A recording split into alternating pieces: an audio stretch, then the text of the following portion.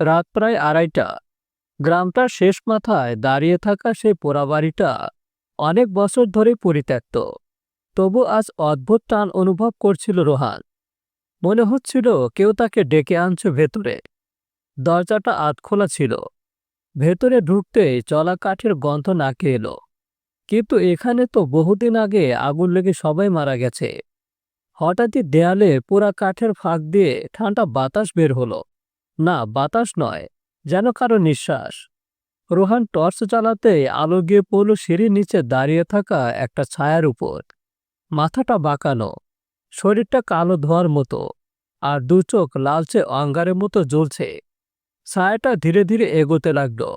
এক মুহূর্ত পর রোহান শুনল কেউ তার নাম ধরে ডাকছে, ঠিক পেছন থেকে। সে ঘুরে তাকাতে পুরো বাড়িটা আবার আগুনে জ্বলে উঠল। কিন্তু কোনো তাপ নেই, শুধু পোড়া দেহের গন্ধ আর হাজারো কান্নার শব্দ।